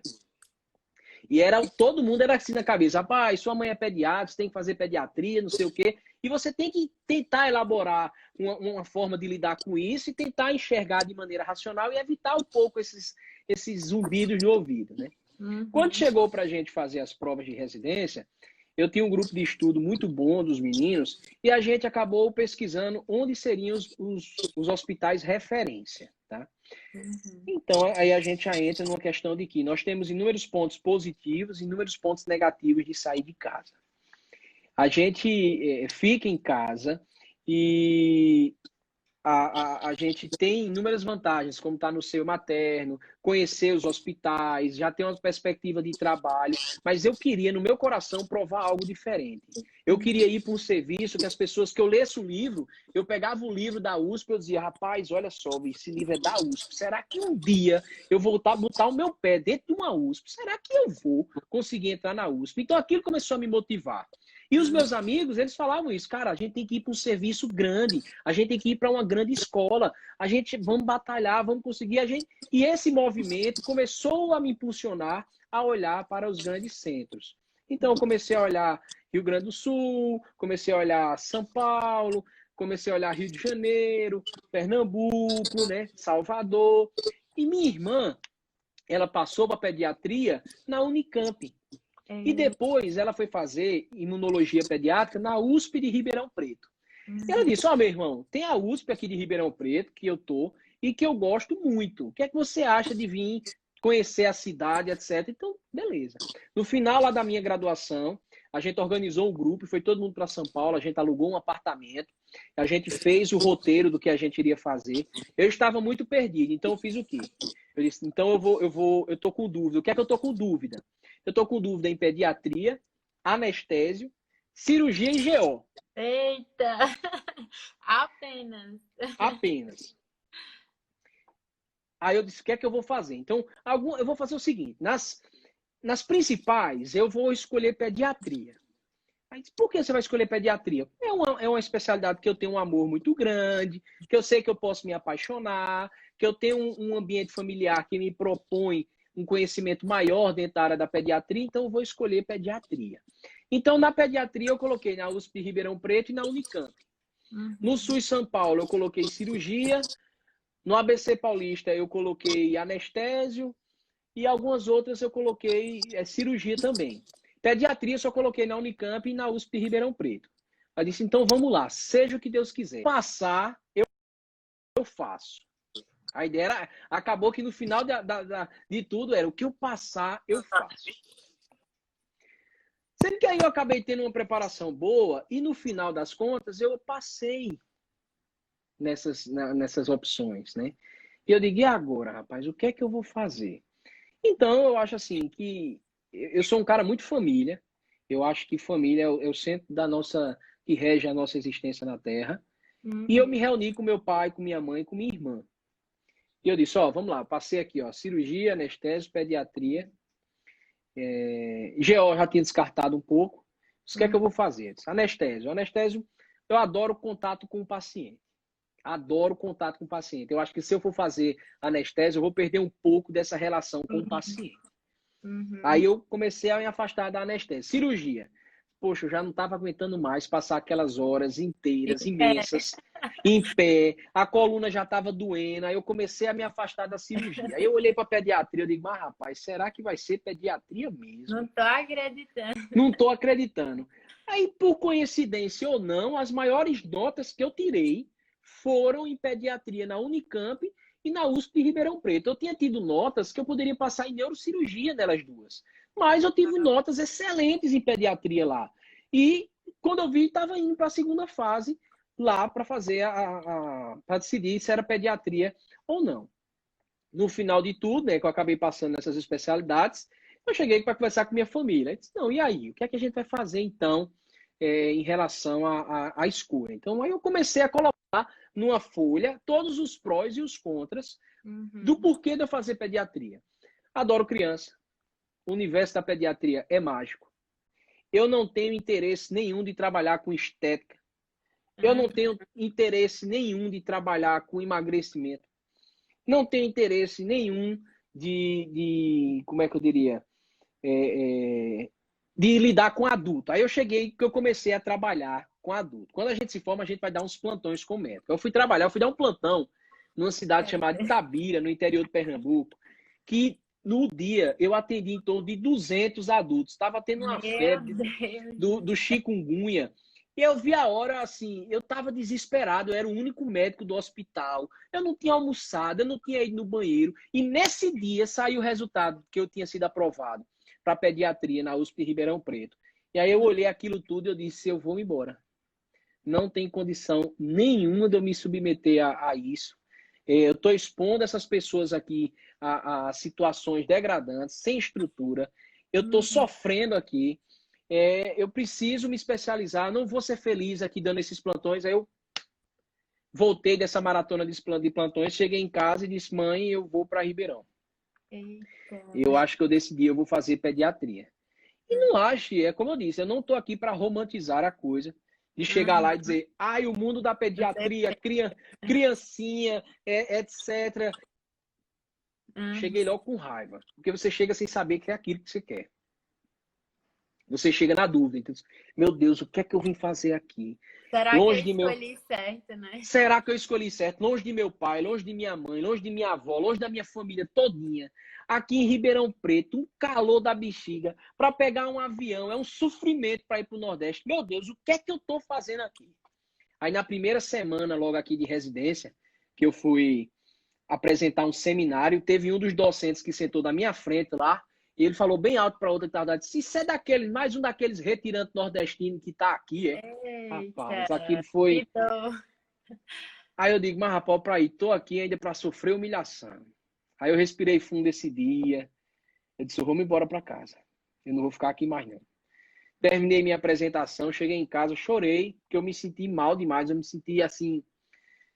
Foi impactante, sabe, a forma como ela falou comigo naquele momento. Mas aí eu liguei para a avó. Opa, abençoada. Liguei para a avó e eu disse, vó, rapaz, tô pensando. Ele disse, meu filho, deixa de besteira. Mas quando você tiver uma folga, você vem aqui ficar com a gente. Não fique sofrendo por causa disso, não. Esse povo aí tem inveja do sotaque da gente. Esse povo aí não sabe o que é comida. Esse povo aí, um povo feio desse. Não fique triste, não. Aí eu disse, tá certo, vó, a senhora tem razão. Quer saber? Eu vou continuar. E continuei. E eu comecei a lidar com as crianças. E tio, eu te amo. Tio, obrigado. E eu comecei a ter a imersão completa no mundo da pediatria. E eu consegui me realizar, porque a gente tomava condutas e as crianças elas respondiam, né, com uma rapidez imensa. E aquilo começou a me motivar. E de repente eu estava apaixonado pela pediatria. Porque eu acredito que o amor, ele se constrói. Gente, não fique pensando que às vezes aquele amor... Pá! Ai, tô apaixonada. Não é... Olha, o amor é construção. Tanto quando você está com alguém, você pode não gostar muito da pessoa inicialmente. Você pode ter uma admiração, você pode ter um carinho, e de repente aquela coisa vai se construindo, entendeu? E isso me ajudou muito na minha vida, porque eu nunca acreditei em amor platônico. Apesar de que quando eu era pequenininho, eu era apaixonado por uma atriz, não sei de quê, eu chorava porque a atriz não ia me querer. Beleza. Esse amor platônico aí já me fez sofrer demais, então eu comecei a ver que não existia esse amor platônico. Tem que ser uma coisa que você constrói. Então eu fui tomando minhas decisões, como eu tomei com a medicina, não era apaixonado por medicina, mas eu construí o amor dentro da medicina. E esse amor que é construído é o amor mais forte que tem, porque ele começa com base. O amor que ele é construído, ele tem base. E essa base, ela sustenta tudo, sustenta as suas oscilações. Então, quando eu entrei na pediatria, que aquela base foi se construindo, depois de um tempo, eu não oscilava mais. Eu olhava para trás e dizia, isso é o que eu quero. Eu vou fazer pediatria. Eu gosto de criança. É uma das coisas que todo mundo falava no ouvido da gente, era, mas pediatra é pobre. Pediatra não vai ganhar dinheiro. Só quem vai ganhar dinheiro é cirurgião. Você vai ter que lidar com as mães com as... Meu amigo, eu vou ser feliz. Eu sou feliz hoje em dia. Eu não me afeto com piada nenhuma de dizer que cirurgião, oftalmo, dermato faz procedimento. Isso não me incomoda. Eu sou extremamente realizado com o que eu faço com minhas crianças, com o cuidado que eu tenho com elas. E não é demagogia, é o que eu sou. Eu tenho um apego social imenso à minha terra. A minha intenção maior é conseguir o máximo possível de conhecimento aqui, voltar para a minha terra e para lá ajudar o povo. Eu não tenho intenção de ser milionário, não. Não tenho intenção de ser milionário, de ser podre de rico. Eu quero ser feliz, eu quero trabalhar dignamente, eu quero ter essa sensação de que eu estou ajudando as pessoas e eu quero viver bem. Eu não preciso viver numa mansão, ter milhões de bens, porque isso não é viver bem. Viver bem é viver feliz. Viver bem é viver feliz. Então, às vezes, Sucesso tem é gente. relativo, né, Paulo? Sucesso é relativo. Tem gente que faz aí suas lives de estética, nariz, não sei o quê. Que ótimo que tem quem goste. Que ótimo. Eu fico feliz que tem quem goste. Eu não gosto. Não gosto. Até porque eu tenho, né? Eu tô até pensando em fazer uma cirurgia. Tô brincando. Mas tem quem goste. Não é minha praia. A minha praia é a pediatria. Mais especificamente que eu vou chegar é a neonatologia. É onde eu me sinto realizado. Eu dou os meus plantões, eu não tenho preguiça de trabalhar. Eu trabalho muito aqui em Ribeirão Preto. Então, assim, eu sou feliz. E eu acho que eu recebo justo pela minha entrega de trabalho. Entendeu? Então, aí você tem que colocar em mente, tem que acabar com isso de que você vai entrar na medicina para você ficar rico. Gente, aqui em Ribeirão Preto não estava tendo plantão. Tem médico que não está dando plantão, porque não tem. Entenda isso que eu estou falando com vocês.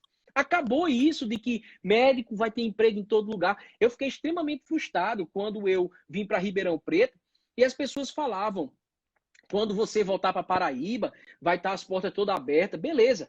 Me formei em fevereiro agora, janeiro eu fui em João Pessoa ver se eu conseguia dar uns plantões lá. As portas estavam todas fechadas.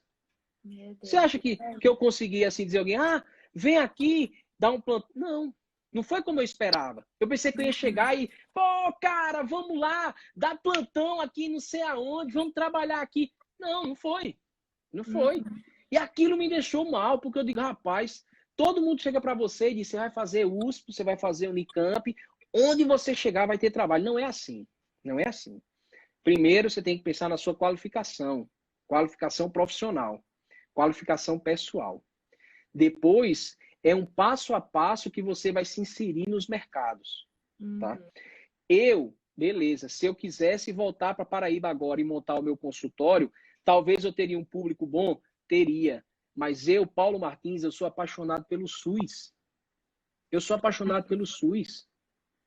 A minha maior paixão era que eu conseguisse viver integralmente dentro do SUS. Ah, mas isso é invenção sua. Não, eu estou aqui em Ribeirão Preto, eu só trabalho no SUS. Maternidade que eu trabalho é do SUS, as UTIs que eu trabalho são do SUS. Eu sou um cara aqui 100% do SUS e eu fico feliz demais. Então, às vezes o pessoal fala, Paulo, faz um Instagram para você fazer aí a divulgação de consultório. Calma. Eu também acredito na transformação da opinião. Eu não sou um cara que eu acho que é aquilo e vai ser aquilo pro resto da vida. Eu acho que daqui a um tempo pode ser que eu canse um pouco de plantões e eu queira fazer consultório. Então aí eu vou trabalhar essa outra vertente de consultório. Mas atualmente eu sou extremamente feliz no SUS e da forma que eu trabalho. Tá? E agora, se eu voltar para Paraíba, quiser montar um consultório, aí é mais para frente, vamos devagar. Aí tem que ir com calma. Aí eu fui feliz na pediatria e de repente eu tive que lidar com outra escolha, a subespecialidade. Porque geralmente quem vem para uma grande escola, eles. É aquele negócio, pô, se você já está aqui, vai fazer uma subespecialidade. Você não vai voltar como pediatra, faça uma subespecialidade. Eu digo, e agora? Ei, E Paulo, agora? engraçado que desde a história do cursinho até aqui, os desafios não pararam, né? Não Às pararam, não vezes a pararam. gente acha que acabou, mas sempre tem um desafio novo, né? Pois é, aí as minhas maiores paixões dentro da pediatria. Oncologia pediátrica, que eu dei uma aula a convite do pessoal. UTI pediátrica e neonatologia. Eram as minhas grandes paixões. A maior paixão, talvez, fosse oncologia. Mas eu, como sempre, coloquei, sentei, e eu vi que, infelizmente, a oncologia na Paraíba, ela luta contra duas grandes batalhas. Contra a doença e contra o sistema. Você tem que enfrentar toda a burocracia de tratamentos caros, exames caros, tudo. Além de você ter de lidar com a doença. Isso acabou me frustrando um pouco. Porque eu não iria conseguir entregar todo o meu amor, que eu sei que eu tenho aqui dentro da oncologia. Por que neonatologia? Neonatologia é uma especialidade em que criança nasce em qualquer lugar. No carro, na ambulância, em casa, e nasce em todo canto. Então, eu já comecei a pensar nessa perspectiva também profissional, de que neonatologia é uma subespecialidade que tem uma ampla possibilidade de atuação, porque a gente pode atuar na recepção das crianças, a gente pode atuar nos recém-nascidos mais graves, a gente pode atuar fazendo consultório com puericultura. Então, eu parei e eu digo, rapaz, quer saber? Vou fazer neonatologia. Chegou o dia de escolher a subespecialidade, deixei a página aberta, fiquei pensando, e eu disse, rapaz, Deus, pelo amor de Deus, me dê uma luz, o que é que eu vou escolher? Ai, Me dê uma luz. De repente, o meu celular toca. Quem era? Meu pai. meu Deus, Paulo. Meu pai não era de ligar, não é de ligar. Meu pai é um cara caladão. Ele ligou, disse, filho, e aí? Eu disse, pai, tô aqui, na dúvida danada do que é que eu vou fazer. Ele disse, por que você não faz, né? Eu disse, tá bom, pai, beleza. Ele disse, Meu eu não pedi a Deus uma resposta. Eu não pedi a Deus. A primeira coisa que eu pensei, eu estava aqui, de frente pro computador, eu pedi a Deus, Deus, me ajude. Meu pai liga, se podia ter ligado um professor meu, que eu sou super amigo, intensivista, podia ter ligado meu amigo também, que vai fazer oncologia, mas não, ligou meu pai. Então eu acreditei naquele momento de que aquilo seria um caminho a seguir. Então eu peguei neonatologia. Minha amiga, como eu sofri. Meu Deus, Paulo. Como eu sofri. Eu achava que o R1 e o R2 da pediatria era difícil. Cara, o R3 da neonatologia foi sobre-humano. Foi uma coisa assim, sobrenatural. Era 80 horas semanais, 100 horas semanais, era plantão atrás de plantão. Eu tinha hora que eu olhava assim, ligava para minha mãe e disse, eu não estou aguentando mais, eu quero ir embora disso aqui. Ela disse, tenha calma, rapaz, tenha calma, pelo amor de Deus. Tenha calma, respire fundo. Foi um ano muito difícil. O R3, assim, o ano que eu passei no cursinho foi difícil, mas foi gostoso. Mas o R3 da neonatologia, eu não quero, eu não gosto nem de lembrar, porque eu afundei na depressão, afundei nos meus relacionamentos, afundei na minha relação com as outras pessoas, afundei no meu relacionamento familiar. Foi um ano terrível, porque era sobrecarga emocional, física. Eu estava aprendendo muito, muito. Tinha hora que eu dizia assim, eu tô sofrendo, mas o que eu tô aprendendo aqui, com esses recém-nascidos, eu não ia aprender em canto nenhum no mundo. Então eu fui levando e eu fui superando isso, né? Porque toda fase, ela passa. Toda fase, ela Ai, que passa. massa. Tudo passa. Tudo passa. Às vezes você está passando por aquele momento e você acha, não vai conseguir, não vou conseguir, é o fim da picada, não vai dar certo, e de repente passa. Então, trabalhei aquilo, iniciei terapia, indico a todos aí a terapia. É um procedimento excelente, com um profissional capacitado, que vai te ajudar a enxergar inúmeras outras perspectivas. Me afastei de Deus, me afastei de Deus. Sabe por quê? Porque eu tava com tanta raiva da situação, que eu olhava assim para Deus, eu disse, Deus, boa noite. Não vou falar com Deus, não, vou nada. Vou não. Vou não, porque ele não, tá doido, ninguém tá me esperando aqui, não. Ele não tá cego, eu tô passando por isso aqui tudinho, esses estresses todinho, ele tá deixando por quê? A gente se perde, né? Na hora do desespero, a gente acaba se perdendo, né? Eu acabei me afastando de Deus, eu não fui mais para a igreja. Minha avó, ela sentia, disse, meu filho, vai para a igreja. Foi muito difícil. É um ano que a gente passa por situações que eu não desejo a ninguém. Eu não desejo a ninguém. Mas, como eu falei a você, com a força dos meus familiares, a força de um relacionamento afetivo muito bom que eu consegui aqui com a menina batalhadora, uma menina guerreira, que tem me ajudado bastante. Que é uma coisa assim que você tem que se juntar com uma pessoa que ela tenha o mesmo pensamento que você, seja batalhadora, seja guerreira, e que vá te levar adiante. E eu comecei a conviver também, eu comecei a enxergar o potencial das pessoas que estavam naquele ambiente. Por mais que eu ficava me achando mal, que eu ficava triste, eu comecei a enxergar técnicas de enfermagem maravilhosas, enfermeiras maravilhosas, fisioterapeutas, toda a equipe, meus colegas, inclusive vou aproveitar para mandar um abraço aí para a equipe lá da Santa Casa de Ribeirão Preto, o pessoal disse que ia estar todo conectado aí, então um abraço muito grande para eles, para elas que estão lá. Então foi tudo isso que me ajudou, né? Um relacionamento de uma pessoa extremamente forte, que disse, vamos para a luta, vamos lá, vou te apoiar, e foi me apoiando, e juntando com pessoas maravilhosas que estão ali com o propósito de ajudar outras crianças, de ajudar aquelas crianças, e você se reergue, consegue se reestruturar. Então isso me salvou de verdade, de eu ter tido um desfecho muito ruim. Porque eu passei um ano sumido, eu não postava nem nas redes sociais, o pessoal perguntava onde é que eu estava, eu não tinha ânimo de falar muito com o pessoal, não tinha ânimo de sair de casa, eu não tinha ânimo de fazer um monte de coisa. Porque às vezes as pessoas dizem assim, eu cheguei na medicina, então minha vida vai ser top. Eu cheguei na residência, acabou, eu sou o chefe. eu vou fazer a subespecialidade, tá tudo bem. Vou ser médico agora, finalmente. Cara, não é assim. A vida não funciona dessa forma, desse jeito, né? Então, foi uma situação muito difícil que eu passei dentro da neonatologia. Foi muito puxado, mas chegou no final, eu estava entubando recém-nascidos de 25 semanas. Eu estava manejando choques sépticos gravíssimos. Eu estava lidando com malformações. Eu estava tentando entender um pouco a morte, né? Porque por mais que eu trabalhe com a neonatologia é a vida. E a gente não conversa de morte na vida.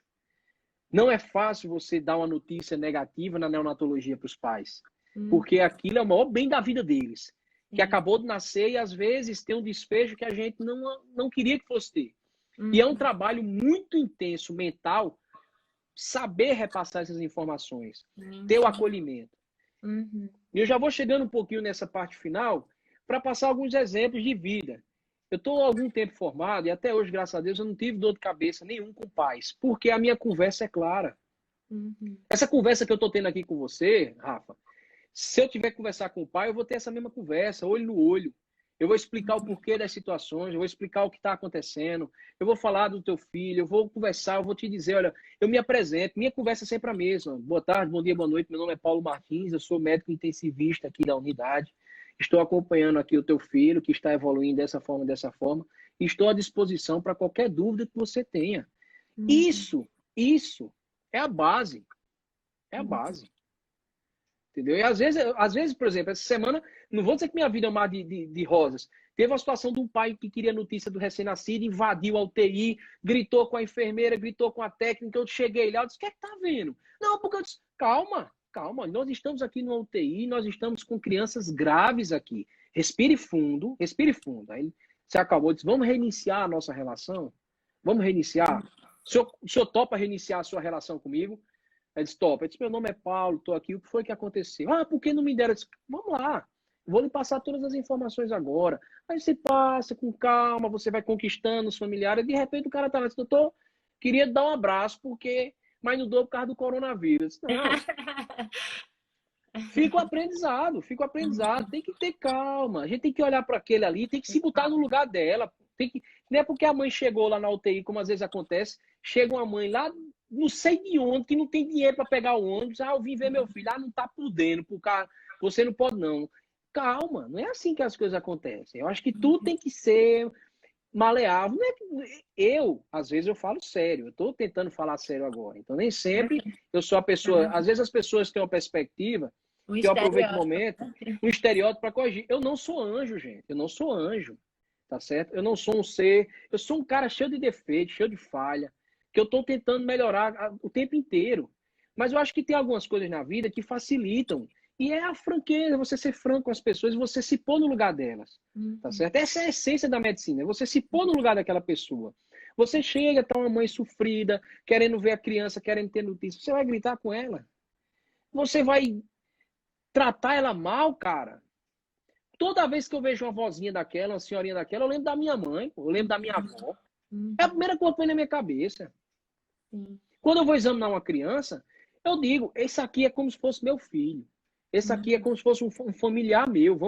Eu vou aqui me dedicar do jeito que tem que ser. É no plantão, tem que passar a noite acordado. Vamos embora, meu irmão. Vamos passar a noite acordado. Porque no outro dia, quando o pai chega e diz, meu filho, teu filho tá vivo, pô. Teu filho tá vivo. Teu filho tá vivo e tu passou aquela noite todinha ali com a criança e você tem a alegria de dar essa notícia. Então isso tem que permanecer na base da medicina, independente do que você trabalhe. E outra coisa que eu comentei até recentemente no meu Instagram, você tem que ser uniforme. Não é porque o cara tem dinheiro que você vai tratar ele bem. Ah, eu vou passar a visita na enfermaria da minha clínica e tal, mas antes eu tenho que passar lá no SUS, então passa a visita em 10 minutos que eu estou indo embora. Não é assim que funciona. Eu tinha uma ojeriza quando isso acontecia nos hospitais. E o profissional chegava, não olhava direito, tinha que passar uma visita em 10 minutos e o cara ia correndo para o consultório dele. Não é assim, cara. Não é assim. Não é assim que funciona. E eu estou me capacitando para lutar contra isso. Estou a quem doer, não tenho medo, não. Por isso que eu falo, eu não sou anjo, gente. Eu vim aqui para fazer a bagunça. Eu não tenho medo do pessoal chegar, me ameaçar, ou tem gente que não gosta de mim. Eu não gosto desse cara, não. Ótimo. Você não é obrigado a conviver comigo. vá para Exatamente. lá, né? Tchau. Mas a gente tem que vir no mundo, e como eu disse, a gente tem que mostrar o nosso cartão de visita. A gente tem que lutar por melhorias, a gente tem que lutar por igualdade, a gente tem que lutar por respeito. A gente não pode ser omisso, cara, independente do viés político que você tenha, nós não podemos ser omissos. Uhum. A gente vive num país que é de terceiro mundo, onde a miséria reina, onde as Uhum. pessoas são pobres. Você Uhum. precisa ter noção disso, porque as pessoas não têm, às vezes, o mínimo de higiene. E você não pode simplesmente fechar os olhos e seguir a sua vida, como Uhum. se isso não existisse. Você tem que ter ciência disso. Então, isso é um grande aprendizado que eu obtive ao longo desses 13 anos, né, gente? Essa conversa que a gente veio tendo aqui, até esse momento aqui, que eu estou aqui, são 13 anos. Meu 13 anos Deus do de céu. batalha para finalmente, hoje, eu sou médico, pediatra, neonatologista, depois de 13 anos. E aí inventei de fazer De um doutorado. doutorado. Meu Deus, esse homem não Inventei pare de... não, minha gente. Mas sabe o que foi, Rafa? Vou te ser sincero. Eu estava com uma perspectiva muito grande de voltar para Paraíba. Mas Uhum. como eu falei, conheci uma moça maravilhosa aqui, a Vanessa, que eu acho que ela deve estar online aí. E ela tá terminando a UTI pediátrica aqui também. Uhum. E então os planos eles acabam se transformando, eles acabam modificando um pouco. Então eu Uhum. comecei a ver que eu digo, não, então acho que eu vou passar mais um tempinho aqui. Então, vamos otimizar esse meu tempo aqui, vamos atrás do doutorado, porque aí eu já finalizo tudo e eu volto Uhum. para minha terra. Une o Porque o meu útil ao agradável. exatamente. E meu sonho de vida é voltar para Paraíba e fazer diferente. Eu tenho Uhum. vontade de montar lá no ISEA, se eu tiver a oportunidade, um ambulatório de malformações fetais, de pegar todas aquelas mulheres da Paraíba que fizeram pré-natal e foram diagnosticadas com alguma malformação, de eu captar essas mulheres e eu já dar o segmento delas. Ó, teu filho vai nascer aqui, a gente já vai falar com o neurocirurgião se precisar operar, com o cirurgião pediátrico. Eu tenho uma vontade de fazer isso. Eu não tenho vontade de voltar para Paraíba e viver de consultório, fazendo puericultura. Não mexe com o meu coração isso, não sabe? Não me dá aquela emoção. A minha emoção é fazer o social, é trazer, propagar alguma coisa. Então, você que está aí, finalizando seu curso de medicina, tenha isso em mente. Tenha de que você precisa ajudar as pessoas. Tá? Você pode ganhar o seu dinheiro de uma forma justa, pelo seu trabalho, pelo seu suor. Isso não é crime. Isso não é crime. Agora, é crime você saber que você mora numa região de muita pobreza e você fechar os olhos para isso. Você simplesmente fingir que isso não existe. Isso é crime. Isso é um crime humanitário. Tá? É Então, verdade. você que está aí pensando no que fazer, desde o cursinho até a escolha da especialidade, aprenda a analisar tudo com calma. São muitos itens. Né? Gostar não é só o suficiente. São Uhum. muitos fatores incluídos. Então você tem que ter esse discernimento para você escolher, né, o que você vai fazer. Então, a partir dessa nossa conversa, desses 13 anos que a gente veio falando, eu tentando transmitir um pouco essa mensagem, o que eu quero mostrar aqui para vocês é que só consegue as coisas quem tenta. Tá? Só consegue quem tenta. Às vezes a gente não vai ganhar sempre. Nem todo momento a gente vai conseguir. Para eu ter conseguido as minhas vitórias, eu passei por inúmeras derrotas. Uhum. Foram várias reprovações de vestibular. Na época da faculdade, teve várias ligas que eu não consegui passar. Uhum. Teve residência também médica que eu não consegui passar. Então, assim, por mais que eu venha aqui para falar com vocês de um momento assim, ah, caramba, ele conseguiu, mas precisei passar por maus bocados. Tá? E outra coisa, essas minhas vitórias foram conquistadas com a ajuda de muitas mãos. Não foi só a minha. Eram muitas mãos. Eram as mãos dos meus pais, das minhas avós, dos meus familiares. Eram as mãos dos meus amigos. Então, tudo isso que eu tenho aqui, eu cheguei até aqui esse momento, tem o peso de muitas mãos. Então, não posso simplesmente chegar aqui e dizer que foi uma vitória minha. Foi uma vitória da minha família. Foi uma vitória que eu divido com todas aquelas pessoas que compartilharam comigo ao longo dessa jornada. A gente tem que ter humildade para saber dividir as coisas. Tá? A gente tem que ter muita humildade para saber dividir as coisas. E hoje em dia a gente vê muitos médicos formados que a única coisa que a gente vê é ir para um plantão, dá 1 milhão de plantões, chega lá na UPA, faz aqueles plantões loucos, não consegue conversar com os pacientes e às vezes começa a perder a essência, começa a perder um pouco da essência, né? E a gente não pode ser assim, a gente tem que manter a nossa essência, que é ajudar o próximo. Então vocês, quando forem para esses plantões, quando forem para os seus estágios, vocês vejam naquelas pessoas, familiares seus. Você vai atender uma pessoa, diz, rapaz, isso aqui é a cara da minha mãe, isso aqui é a cara do meu pai. Eu vou atender esse cara com amor. Bom dia, aperta a mão dele. Hoje não dá, hoje não está dando, mas seja amoroso, seja receptivo com aquelas pessoas. Isso vai te fazer entender a medicina de uma forma diferente. E no final é isso que vale a pena. É isso que vale a pena. É isso que vai ficar, né? A É gente isso que vai deixa ficar. nada aqui, Paulo. A gente tá nos minutinhos finais. Dá vontade de eternizar essa live, gente. Fala sério. Acho que eu já falei demais. Eu já falei demais. Não, mas agora você vai cantar. A Não, não gente. acredito, não.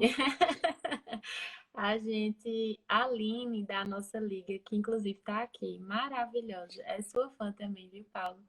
Um É beijo, uma Aline. grande pessoal também. Ela postou esse vídeo esses dias nos stories da Lanep. Eu vou mostrar bem curtinho para você. Quem lembra, gente? Engraçado, eu falei 2 horas aqui e não falei da pequena Sofia, né?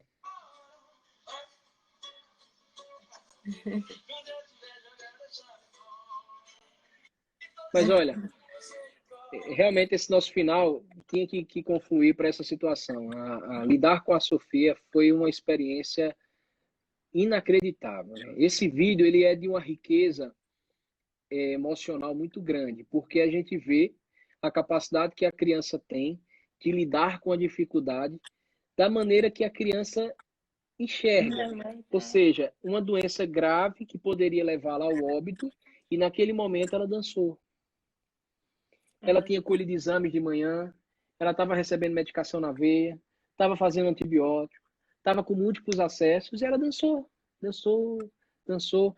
Então, isso é o mundo da pediatria, é isso. É a capacidade que as crianças têm de extrair sorrisos onde os adultos só conseguem enxergar a dor. Isso é pediatria. E é isso que me move até hoje. Então, é isso que eu deixei para falar aí, você falou, e até comentar no finalzinho da Sofia, que a Sofia foi um ponto muito alto na minha vida. E hoje em dia é uma alegria muito grande eu receber as fotos dela e ela tá toda cabeluda. A alegria é muito grande ver que ela tá bem com a mãe dela, que ela tá em casa, que ela tá brincando, que ela tá se divertindo.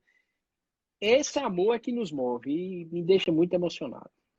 Ah, Paulo, emociona a gente, né? Poder saber que você faz por Sofia, mas você faz pelo faxineiro. Eu costumo dizer que o que me impressiona em alguém não é o que é que ela pode fazer por alguém que pode beneficiar ela, mas por alguém que não pode dar nada em troca, né? E Paulo, eu queria te agradecer, sabe? Por você ser essa pessoa que tem enxergado outras pessoas, sabe? Tá fazendo sua jornada valer a pena. Você falar aí que não pensa em ser milionário, rico, mas você é. Todas as vezes que você decide simplesmente entender que tem pessoas com muito dinheiro, mas são tão pobres, e você é tão rico, rico de amor, rico de alegria, rico de propósito, rico de afeto, sabe?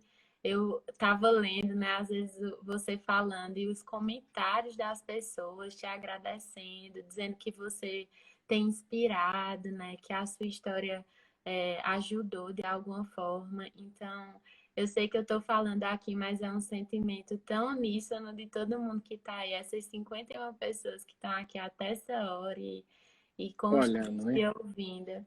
Então, Eu, Paulo, só, muito obrigado pelo seu caminho, sabe? eu que agradeço. Eu espero que esse momento tenha contagiado as pessoas a tornar o mundo melhor. É só isso. A serem mais agradáveis, tá, gente? Olha, gente chata, insuportável, não seja. Olha, ser chato não é estilo de vida, tá, gente? Ser Por chato é uma favor. coisa. É desagradável ser chato. Então, assim, seja simpático, se põe no lugar do outro e tente deixar uma mensagem na Terra. Mostre para o que você veio. Você veio para quê aqui na Terra? Você só veio passar? Mostre para o que você veio. Ajude as pessoas, propague o amor. Tente fazer diferente. Então é isso que vai nos mover. E pode ter certeza, quando você faz o seu trabalho com dignidade e com amor, a recompensa vem. Vem a recompensa afetiva, vem a recompensa moral e vem a recompensa financeira. É natural quando você faz uma coisa que você ama, que você se dedica de corpo e alma, você colher frutos positivos disso. Então não deixe que as outras pessoas cortem os seus sonhos. Não deixe que as outras pessoas lhe desestimulem. Continue lutando. Continue lutando. Você que está aí dentro de casa, lutando pelo vestibular, tem familiares meus, eu não vou dizer o nome para não expor, que estão aí lutando, que estão batalhando. Eu sei que você está aflito, mas vamos lá, pô, vamos junto, vamos continuar. Só consegue quem tenta. Meu Deus, só consegue quem tenta. Ah, quem não vai começar a semana assim, gente? Eu já tô Vamos animada lá, para essa semana. Paulo, vamos lá. obrigada. Eu não sei se seu violão tá perto de você, mas se você quiser terminar essa live tocando alguma música, se ele tiver Rapaz, o pior é pertinho. que ele tá com a cordinha torada, eu não tô aqui, infelizmente, Ah, mas que eu devia ter, pena. ter pensado mais nisso. E eu tô acompanhado aqui, ó, minha filha tá ali, não sei se dá pra ver ela aqui, ó, dormindo Oh, aqui, ó, dá pra tá ver. ali acompanhando o papai, essa Eita, Paulo. preguiçosa. Mas, Paulo, Mas é muito isso aí. obrigada. Que Jesus te abençoe. Abençoe Ivan também, o relacionamento de vocês, sua família linda, que eu tenho muito Amém. carinho. Muito obrigada Amém. pela sua marca na minha história. Eu estou aqui também representando um monte de gente, né, da liga que está aí com a gente. Não é sobre mim, né? É sobre uma equipe que somou, que Perfeito. idealizou, que estava junto, gravando uma coisa, fazendo outra. E eu E espero, sim, quando eu voltar para Paraíba, que a gente trabalhe junto lá, né? Com o pessoal ai, da que Liga. Com linda! fé em Deus aí, a gente tem de trabalhar junto aí. Vamos sim, com certeza. Já é certo o nosso preceptor. Paula, Obrigado, viu? obrigada. Uma Obrigado a ótima você, noite, obrigado, uma semana Arícia. Vai. incrível. Viu que Jesus te abençoe muito. Vão, um beijo. Ela mandou coraçãozinhos Ela tá de aqui. plantão, a bichinha, rapaz. Ela Oh, graças a Deus, tá um pouquinho tranquila. Ela disse: eu vou entrar aí para ver e tal. A bichinha tá lá de plantão. oh, Van, Um quando você abraço, viu? vier aqui na Paraíba, a gente vai fazer um cuscuz para você, viu? Opa, fechou. Muito Fechou. Pois um obrigado. beijo. Deus Um abraço. Valeu, abençoe. pessoal. Boa semana Obrigada para por vocês aí, viu? tudo. E a live vai ficar salva. Quem estava pedindo aí, não deixa de ir lá no feed. Envia para um montão de pessoas. E é isso. Tchau, gente. Tchau.